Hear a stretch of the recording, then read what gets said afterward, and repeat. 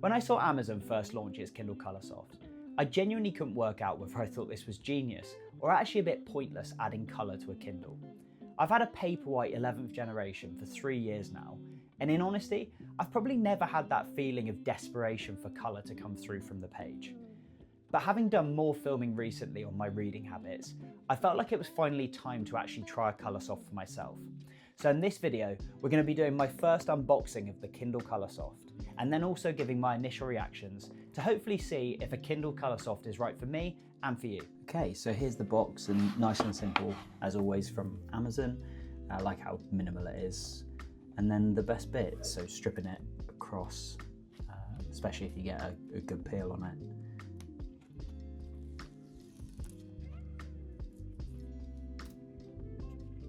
And then just to turn it over, and it's a simple just pull up like this, and there it is. So first look at the Colorsoft, and it feels light, and it's actually pretty similar at first to my Paperwhite as well. So then it's just the brochures that you get. So first one on the Colorsoft in colour.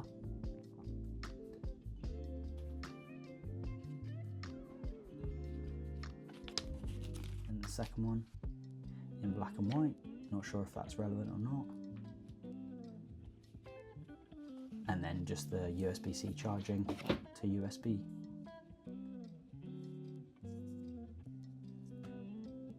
So that's the box. So that's everything that comes in the Kindle. So coming back, another, obviously, strip to peel off, and not the best, not the best. Taking that one off there, sorry. But here it is, and yeah, no, it feels good in the hands. And there's the colour for the first time, and yeah, it looks really impressive. So I wouldn't say, oh, I've got to turn it on.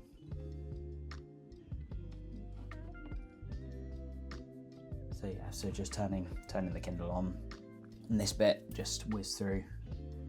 Actually, not the normal speed, I've sped this bit up. And then option to set up through your phone. So just do that quickly, and here we go. So this is what it looks like. So first time with the Colorsoft, so seeing a Kindle in colour. And looking really good. So just initially want to test the page turn speed. And I'd say actually it's pretty close, maybe slightly faster on the Colorsoft. But then I think it's notably quicker here on the, going back to the home screen on the Colorsoft. And the big standout for me, obviously, with the colour is testing things like cookbooks. So far the books that I've looked at, they just, with the colour coming through, makes all the difference for me. And the same for graphic novels. So this was something I didn't really like when I first tried a graphic novel on my Paperwhite, but having that colour coming through makes all the difference. I'm really impressed by actually how much more I'm enjoying graphic novels again using it on the Colorsoft. So for me, I'd say there are 2 initial downsides to the Colorsoft, and maybe just one additional point which I think people should just be aware of before buying. The first is price tag. The Colorsoft comes in at $250 compared to the Paperwhite of the same generation, which is currently $160. That does feel like quite an increase for just a colour upgrade, and it might not be that price is for everyone. Secondly is battery life. The Colorsoft claims to get 8 weeks on a full charge. Again, if we compare that to the Paperwhite of the same generation, that's a 12-week battery life. So if those 4 weeks are really important to you, it's just something to be aware of.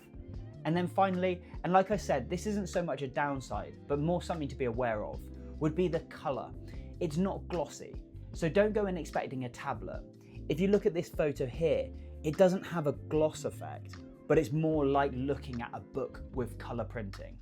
So again, for me, that's just something to be aware of going in, but it's actually an effect that I personally quite like on this. My initial thoughts are definitely that I've been impressed by the Colorsoft. It's faster, modern, and actually that colour screen is really starting to grow on me.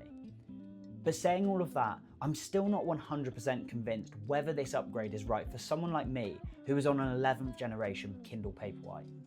That's why I'm going to spend the next week fully testing this product seeing how it holds up on things like battery life, but also overall reading experience. So make sure to subscribe to see that full review coming next week. I'll see you next time.